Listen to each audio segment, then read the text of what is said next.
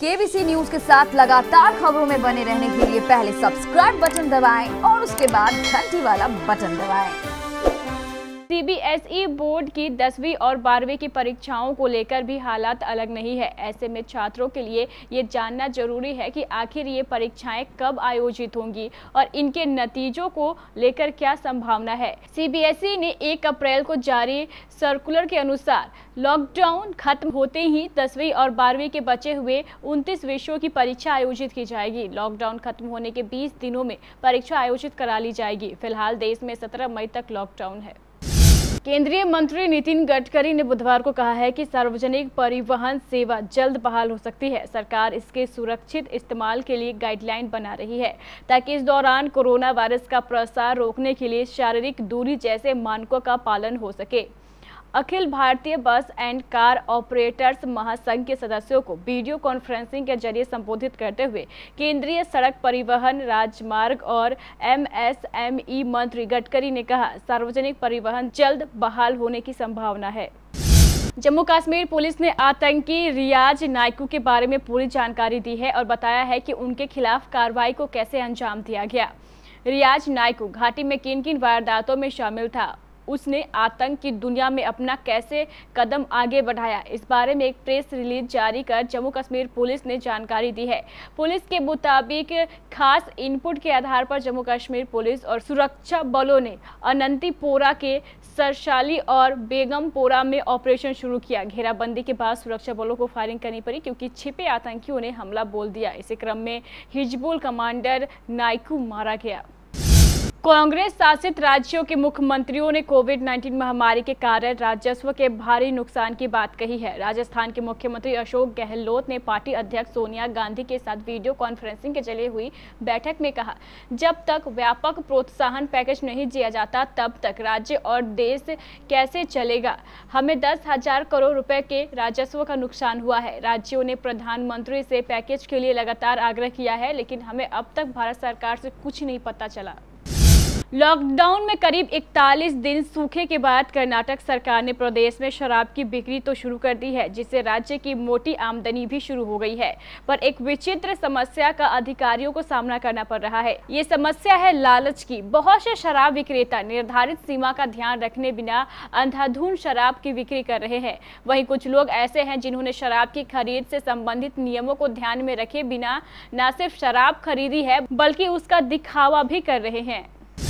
Corona के कहर से जूझ रही सरकार को राहत पहुंचाने के लिए जयराम कैबिनेट की अहम बैठक शुक्रवार को होने जा रही है।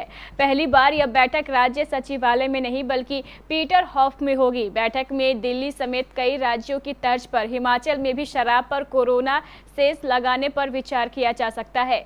माना जा रहा है कि शराब के दाम में 20 से 25% की बढ़ोतरी हो सकती है। बैठक में कैबिनेट सब कमेटी की सिफारिशों पर मंथन के बाद फैसला होने की संभावना है। पटना राज्य सरकार ने लोगों की जरूरत और व्यापारियों के सुझावों के मद्देनजर आवश्यक सेवाओं का दायरा बढ़ा दिया है। पटना जिले में अब इलेक्ट्रॉनिक्स, ऑटोमोबाइल्स व निर्माण सामग्री की दुकानें, प्रदूषण जांच केंद्र और गैराज सप्ताह में 3 दिन सोमवार, बुधवार व शुक्रवार को खुलेंगे। साथ ही प्राइवेट ऑफिस भी 3 दिन खुलेंगे। हालांकि कंटेनमेंट जोन में कोई भी दुकान नहीं खुलेगी। साथ ही शॉपिंग कॉम्प्लेक्स और मॉल में स्थित दुकानें भी नहीं खुलेंगी। प्रधानमंत्री मोदी आज बुद्ध पूर्णिमा के अवसर पर ऑनलाइन वैशाख वैश्विक समारोह में हिस्सा लेंगे। मोदी इस अवसर पर सुबह 9 बजे संबोधित करेंगे। कोरोना वायरस संक्रमण के कारण बुद्ध पूर्णिमा का पर्व लाइव स्ट्रीमिंग के माध्यम से मनाया जाएगा। कोरोना वायरस से जूझ रही पूरी दुनिया को इजराइल ने थोड़ी सी राहत जरूर दी है। लगातार हो रही मौतों और बढ़ते लॉकडाउन के बीच इजराइल ने इस जानलेवा महामारी से बचाव के लिए वैक्सीन बनाने का दावा किया है। उसने यह भी कहा है कि अब इसके उत्पादन के बारे में शोध करना है और जल्द ही तैयार करने का प्रयास करेंगे। भारत में इजराइल के राजदूत डॉक्टर रॉन मलकान ने कहा है कि इसे अभी अंतिम रूप नहीं दिया गया है।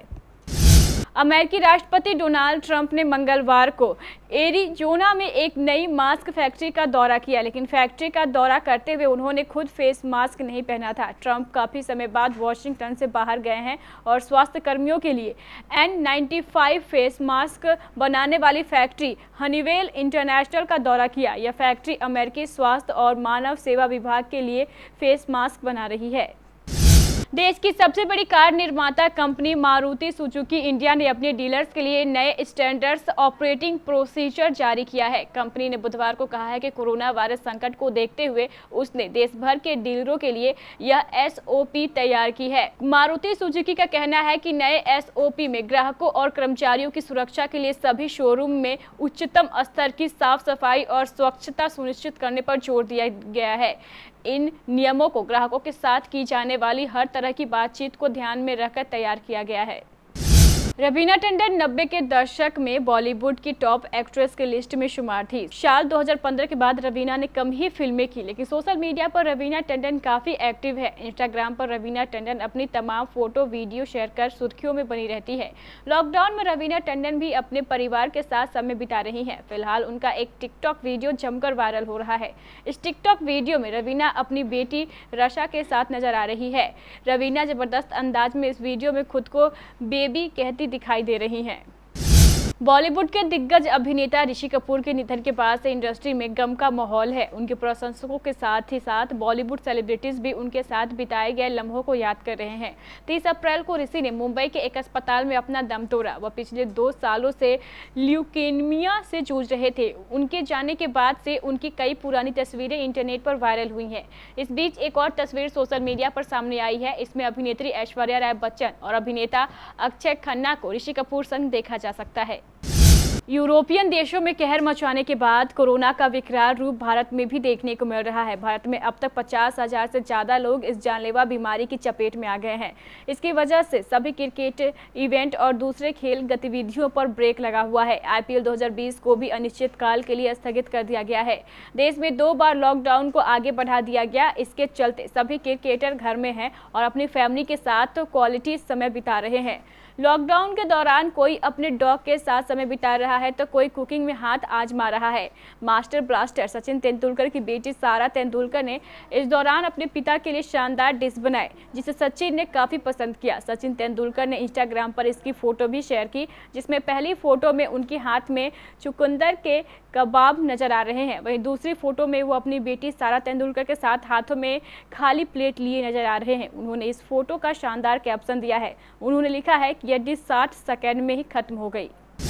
पूर्व भारतीय तेज गेंदबाज आशीष नेहरा को लगता है कि विराट कोहली की अगुवाई वाली भारतीय टीम को ऑस्ट्रेलिया की 2000 दशक की टीम के बराबर नहीं कहा जा सकता है।